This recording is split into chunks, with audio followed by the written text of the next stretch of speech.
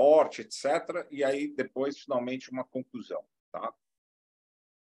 Na cobrança educacional, bom, dentro do modelo, o modelo que a gente desenvolveu, né, desde 1996, né, Sônia, a gente começou, inclusive, divulgando esse modelo, né, dentro do GEDUC há muitos anos atrás, e esse modelo, obviamente, sofreu alguns ajustes, algumas melhorias, atualizações, principalmente em função da alteração da legislação.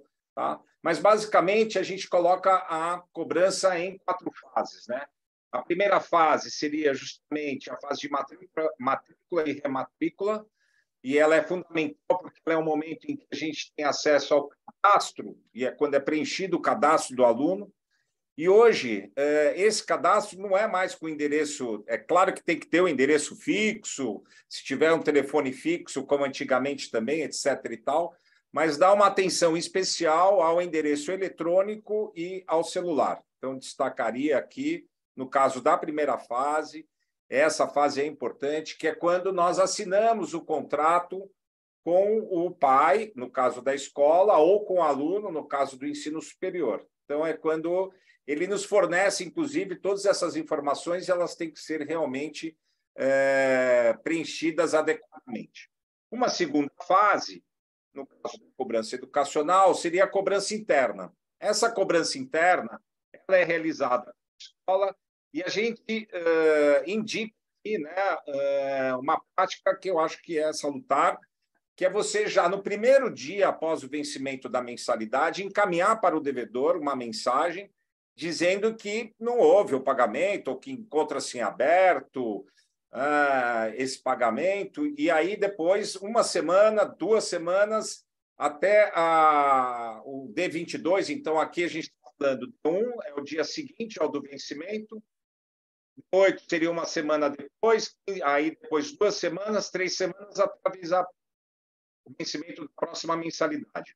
Nesse D22, eu já colocaria um aviso prévio a esse devedor das consequências em relação a protesto, eventualmente, ou encaminhamento dos débitos para uma cobrança terceirizada, que seria justamente a terceira fase, a cobrança externa.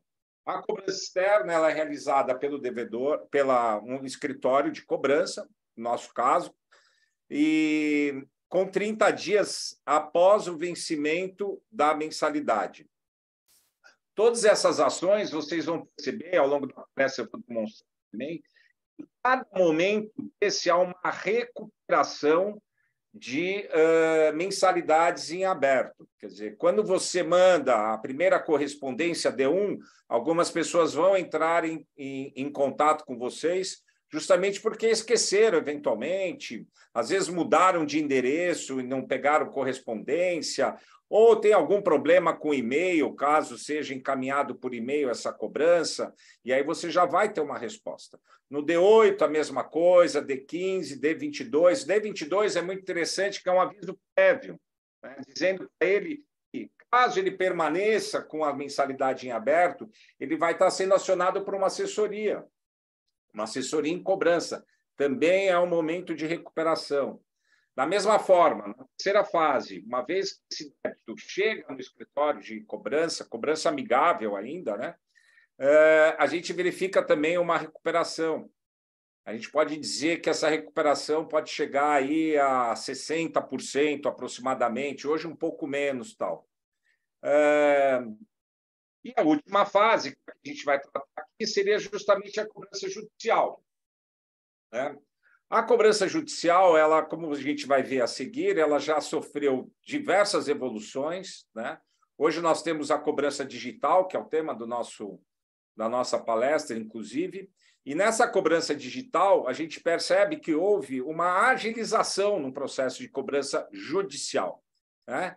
E ela é feita de maneira muito mais tranquila e muito menos traumática do que ela era feita antigamente, né? Porque antigamente o cobrador se intimidava demais, ou mesmo o credor, né? Falar, não vou entrar com a ação, não vou entrar com a cobrança judicial e tal. E hoje isso já está completamente desmistificado, tá? Então, hoje a cobrança judicial ela é uma realidade para a maior parte das instituições. Então, tudo aquilo que não é recuperado internamente ou que não é recuperado numa cobrança externa acaba sendo dado passo para a cobrança judicial. Vamos dar sequência. Antes da cobrança judicial, tem algumas instituições que estão negativando, né, o devedor, que é possível. O próprio artigo 6º da Lei 9.870, de 99, fala sobre isso, né? E ele diz que todo mundo já tem conhecimento, né? São proibidos suspensão de provas, retenção de documentos, tal, né? E sujeitando-se agora, caso, né, haja inadimplência, esse contratante, pai ou próprio aluno, ele fica sujeito a sanções legais e administrativas. Quais são essas sanções legais e administrativas? As sanções administrativas são principalmente a negativação. E as legais seriam a cobrança judicial, você entrar com uma ação judicial. Bom, nesse caso, isso só pode ser realizado caso a inadimplência perdure por mais de 90 dias. 90 dias a contar de quando? Né? Contando sempre a partir do vencimento de cada uma das mensalidades. Então, em tese, né, vamos dizer, é como se o devedor tivesse 90 dias de carência, né? Então, a escola está mandando lá o e-mail ou um SMS para o celular, no D1, no D8, no D15, no D22, pode seguir, pode mandar para a assessoria externa, que ela também vai dar sequência, porém, a negativação, ou mesmo a cobrança judicial, com base nesse artigo, fica claro que ela só pode ocorrer 90 dias após o vencimento de cada uma. Então, vamos dizer que a cobrança judicial digital começaria 90 dias após o vencimento de cada uma. E aí, quais seriam os requisitos? A gente tem que, antes de entrar com a cobrança judicial, a gente tem que analisar todos os documentos para que a gente possa realmente obter êxito nessa cobrança, né? E, para isso, a gente precisa instruir a petição inicial com, primeiro, a gente comprova que houve a contratação do serviço por parte do devedor. Aí vai lá na primeira fase, onde a gente fala do cadastro. Então, naquele momento é que é assinado o contrato e que o cadastro é plenamente preenchido, inclusive, eventualmente, buscando informações bancárias desse contratante, né? Então, às vezes, é interessante você ter no cadastro, além do nome, endereço, telefone, e-mail, celular, né? Seria interessante também ter o banco em que essa pessoa tem conta bancária. Isso auxilia bastante na hora de a gente, em que o advogado vai eventualmente iniciar com a busca, né, de contas bancárias para realizar uma penhora ou até mesmo a busca de bens. Aqui é escrito contrato, né, e é contrato de prestação de serviços educacionais. Fundamental, então, você ter o contrato assinado e com cadastro completo desse devedor. Com isso, a gente comprova que houve a contratação do serviço. No segundo momento, a gente tem que comprovar que ele usufruiu desses serviços. Então, aí, lista de presença, boletim de notas, relatórios, tudo isso comprova que ele usufruiu dos serviços.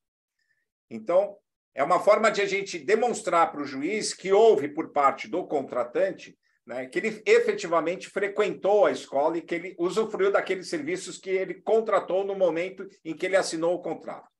Num terceiro momento, a gente vai comprovar com documentos que ele também não pagou. E como é que a gente consegue comprovar que ele não pagou? Consegue comprovar com uma ficha financeira ou com um extrato financeiro, né? Isso você deve ter num sistema, num software de controle financeiro do aluno, e aí você consegue, com isso, comprovar que efetivamente não houve o pagamento. Quais são os documentos necessários para que a gente possa instruir a ação? Na sequência, a gente verifica que é muito importante a questão da prescrição. Tem algumas instituições que elas demoram, às vezes, até para encaminhar esses débitos para uma assessoria de cobrança. Então, aí, para fazer a cobrança judicial, ele precisa, infelizmente, respeitar um prazo fatal, que seria justamente 5 anos. Então, o artigo 6º, do 206, no parágrafo 5º, ele fala que prescreve em 5 anos a pretensão de cobrar dívidas líquidas constante instrumento público ou particular. O contrato de prestação de serviços, ele é um contrato particular. Então, esses 5 anos é o prazo fatal para a gente entrar com a ação ou com a cobrança judicial, seja ela digital, né? Pode ser até, em alguns casos ainda, esses processos são físicos. A gente vai falar um pouquinho mais, até eu queria apresentar para vocês, aproveitar a oportunidade, a doutora Lucimara. Doutora Lucimara é advogada responsável aqui pelo contencioso do escritório, e ela faz esse acompanhamento, análise desses documentos e acompanha essa prescrição no caso de ajuizamento das ações. E a gente tem um cuidado muito especial para que realmente não haja prescrição.